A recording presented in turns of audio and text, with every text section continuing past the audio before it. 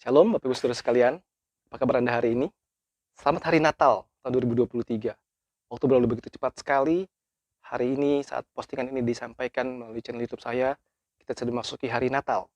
Tidak terasa waktu berlalu begitu cepat sekali dan bersyukur kepada Tuhan buat seluruh anugerah Tuhan dalam hidup kita sekalian.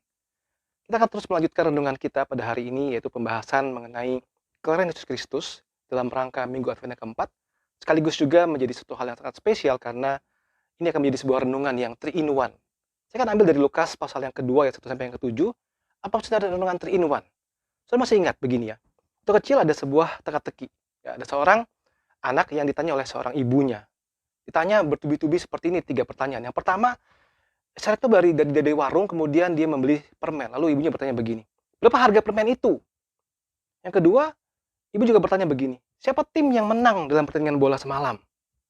Yang ketiga, ibunya bertanya seperti ini, "Tadi kamu ke warung pergi sama siapa?" Sudah apa kira-kira jawaban anak itu? 3 pertanyaan, 1 jawaban. Dia menjawab dengan sangat cermat, dia bilang begini, 1.000. Ya, apa maksudnya? Permennya harganya 1.000, kemudian tim yang menang siapa? 1.000. Dan akhirnya pergi sama siapa ke warung? Pergi sama si Sri. Jadi 1.000. Saudara, kira-kira kan seperti itu kita akan membahas renungan pada saat ini, yaitu kita akan melihat refleksi tahun 2023, kemudian renungan Advent minggu yang keempat, dan komitmen di hari Natal. Saya memberikan judul, What Occupies Your Life? Apa yang memenuhi hidup kita saat ini? Mari kita bersama-sama mulai dengan doa pembukaan. Di dalam surga kami bersyukur sekali pada hari ini bersama-sama seluruh umat Kristen dimanapun berada merayakan hari Natal. Terima kasih ya Tuhan, untuk hari yang sangat indah, di mana Kristus datang untuk kami semua orang-orang berdosa. Ya Tuhan, berkatilah waktu perenungan pada saat ini, dan setiap kami juga mendapatkan berkat kekuatan dari firman Tuhan. Dalam nama Tuhan Yesus Kristus kami bersyukur dan kami berdoa. Amin. Kita mengambil dari Lukas pasal yang kedua, kelahiran Yesus Kristus, ayat yang pertama hingga yang ke-7. Saya akan bacakan buat Bapak Ibu sekalian. Kelahiran Yesus. Pada waktu itu, Kaisar Agustus mengeluarkan suatu perintah menyuruh mendaftarkan semua orang di seluruh dunia. Inilah pendaftaran yang pertama kali diadakan suatu Quirinius menjadi wali negeri di Syria. Maka pergilah semua orang mendaftarkan diri masing-masing di kotanya sendiri. Dan juga Yusuf pergi dari kota Nazaret di Galilea ke Yudea, kota Daud yang bernama Bethlehem, karena ia berasal dari keluarga dan keturunan Daud. Supaya didaftarkan bersama-sama dengan Maria tunangannya yang sedang mengandung. Ketika mereka di situ, tibalah waktunya bagi Maria untuk bersalin. Dan ia melahirkan seorang anak laki-laki, anaknya yang sulung, dibungkusnya dengan lampin dan dibaringkannya di dalam palungan, karena tidak ada tempat bagi mereka di rumah penginapan.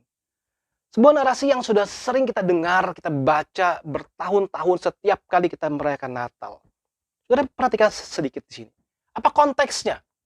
Sebuah sensus penduduk dari Kaisar Agustus yang mengakibatkan seluruh orang harus kembali ke tempat tinggal, ke tempat asal mereka masing-masing. Dan itu mengakibatkan Yusuf dan Maria yang sedang mengandung harus kembali ke Bethlehem. Ini bukan sebuah kebetulan, saudara, ya, tapi sebuah hal yang sudah dinubuatkan dalam Mika pasal yang ke-5. Tapi engkau, hai Bethlehem Efrata, hai yang terkecil di antara kaum Yehuda, daripada mau bangkit bagiku, soalnya akan memerintah Israel, yaitu yang permulaannya sudah ada sejak purbakala, sejak dahulu kala. Begitu ia akan membiarkan mereka sampai waktu perempuan yang melahirkan telah melahirkan, lalu selebihnya dari saudara-saudaranya akan kembali kepada orang Israel. Sudah dinubuatkan dari kitab Mika. Saudara, apa yang terjadi setelah itu? Ternyata sampai Yusuf Maria tiba di kotanya, tidak ada tempat di rumah penginapan. Saudara, full ya. Waktu itu semua orang kembali ke kota yang kecil, semua rumah penginapan sudah full. Belum ada aplikasi pemesanan hotel di telepon, di handphone ya. Tidak ada yang bisa di-booking lebih dahulu karena mereka datang first come first serve. Dan kebetulan sekali Maria sedang mengandung, pasti jalannya lebih lambat. Sehingga sampai ke kota itu tidak ada satupun tempat penginapan. Mereka dibaringkan di dalam palungan.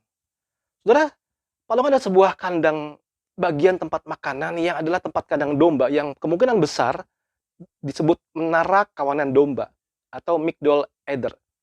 Sebuah tempat khusus untuk mengurung domba yang dipilih untuk jadi korban di Bait Allah di Yerusalem. Ada juga nubuat dalam kitab Mika 4 yang ke-8. Dan engkau, hai menara kawanan domba, hai bukit putri Sion, kepadamu akan datang dan akan kembali pemerintahan yang dahulu kerajaan atas putri Yerusalem. Jadi bukan sembarangan domba, memang sebuah tempat menara kawanan domba, tempat khusus yang dipakai dan di situ ada sebuah palungan. Saudara bayangkan begini. Yesus Kristus sang raja, pencipta alam semesta, pemilik dunia ini datang ke dunia ciptaannya, tidak mendapatkan tempat. Tidak mendapatkan tempat. Ditolak di mana-mana. Tidak dipedulikan, saudara. Ini sangat ironis sekali, saudara. Saya berpikir gini ya. Kalau kita naik sebuah kendaraan umum, katakanlah MRT begitu ya. Kita duduk, kemudian kita lihat ada seorang ibu hamil yang naik ya. Kita pasti akan langsung mempersilahkan ibu itu untuk duduk, bukan? Karena nggak tega ya. Karena ibu hamil, kita tahu bagaimana kerepotan seorang ibu hamil dan dia butuh tempat duduk itu. Meskipun bukan tempat khusus duduk ibu hamil, kita akan memberikan tempat buat ibu hamil atau orang-orang tua yang membutuhkan pertolongan. Kita rela memberikan tempat itu. Saudara bayangkan, pada waktu itu di kota Bethlehem, tidak satu pun tempat penginapan yang rela menyediakan sebuah ruangan bahkan untuk seorang ibu hamil. Mereka tidak tahu ini adalah ibu yang sangat spesial. Bayangkan untuk ibu hamil pun mereka tidak rela memberikan tempat itu. Mereka begitu sibuk dengan segala urusan lain sehingga tidak ada tempat bagi Yesus. Terus kalian, what occupies your life? Sehingga mungkin saja no room for Jesus. Apa yang memenuhi hatimu, hidupmu, sehingga bahkan mungkin tidak ada tempat buat Yesus?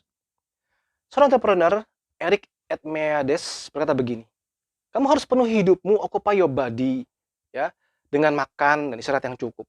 Kamu harus occupy pikiran kamu, mind kamu dengan apa? Informasi-informasi yang baik dan buku-buku yang bermutu. Kamu harus occupy hidupmu, relasimu dengan apa? Cinta kasih. Kamu harus occupy pekerjaan, bisnismu dengan apa? Menjadi orang yang produktif. Kamu harus occupy waktumu dengan menggunakannya secara bijaksana. Kamu harus mengisi dunia ini, jangan membuang-buang energi. Kamu harus occupy hatimu dengan cinta kasih dan ucapan syukur. Sebuah dorongan yang sangat indah bagaimana seorang bisa memenuhi diri mereka. Saya menemukan sebuah kutipan yang sangat bagus sekali. If you don't fill your mind with the word of God, the enemy will fill it with fear, anxiety, stress, worry, and temptation.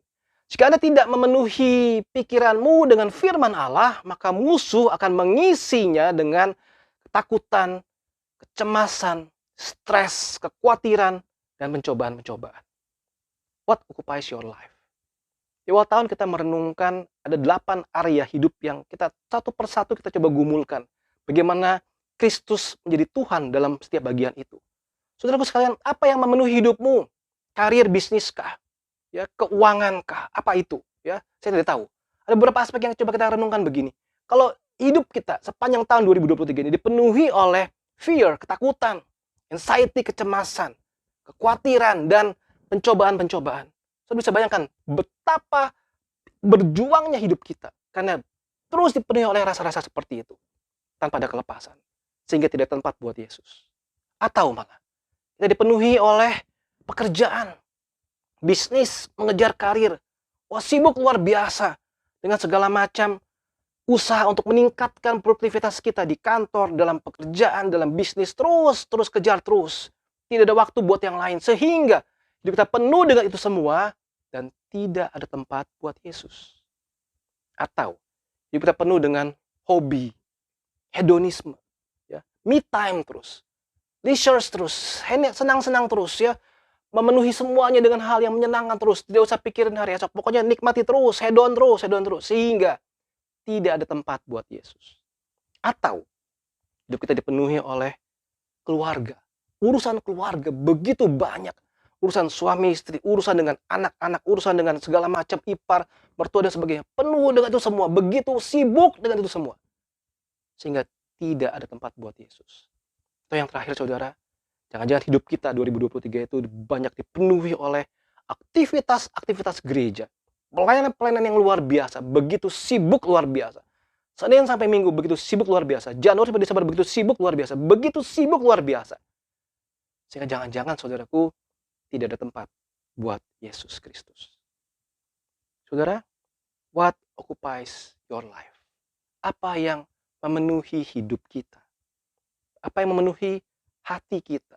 Apa yang memenuhi pikiran kita? Jikalau kita merefleksi tahun 2023, jadi renungan ini boleh menjadi sebuah ingat-ingatan buat kita. Melihat ke belakang, sampai hari ini, apa sih satu hal yang begitu memenuhi kehidupan kita? Kalau saudara mengambil sebuah kertas, berikan lingkaran besar di dalamnya, kemudian tulis di situ, apa yang memenuhi hidup kita? Kita akan menjadi gentar, karena ternyata mungkin saja selama ini kita salah fokus dalam hidup, bukan? Mungkin saja selama ini kita dipenuhi oleh begitu banyak yang lain kecuali Kristus. Saudara, coba kita menatap 2024 dan ke depan. Dalam masa Advent keempat, dalam masa Advent yang masih panjang sampai the second coming of Christ. Saudara, pertanyaannya begini, yang simple. Apa yang akan memenuhi hidup kita ke depan ini? Adakah tempat di hati kita? Adakah tempat di hidup kita untuk Yesus Kristus? Ironis sekali bukan jikalau di dalam perayaan Natal, semua hal megah, semua hal meriah, tetapi tanpa Kristus hadir di hati kita atau di hidup kita. Saudara sekalian, Yesus lahir di sebuah kandang yang hina, dalam sebuah palungan. Mengapa? Karena tidak ada tempat bagi dia di rumah penginapan. Semua orang sibuk dengan urusan-urusan yang lain, sehingga tidak ada tempat bagi dia di rumah penginapan. Pada hari ini, saudara, di hari Natal ini, mari kita renungkan apa yang memenuhi hidup kita. What occupies your life? Apa yang memenuhi hidup kita sepanjang tahun ini? Apa yang memenuhi hidup kita dalam masa-masa Advent ini? Apa yang memenuhi hidup kita tahun 2024 yang akan datang? Itu akan menjadi satu PR yang besar sekali buat kita. Belajar, melihat, menempatkan Kristus, Yesus Kristus sebagai Tuhan dalam hidup kita.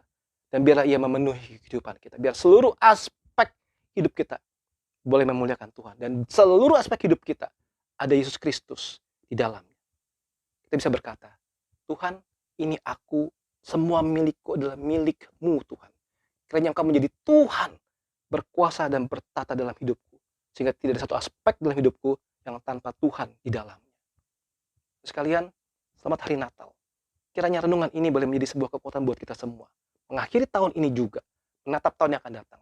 Memberikan pertanyaan besar yang harus kita jawab. What occupies your life? Apa yang memenuhi hidupmu saat ini? Kiranya Tuhan boleh memenuhi hidup kita masing-masing. Tuhan dipermuliakan. Tuhan memberkati.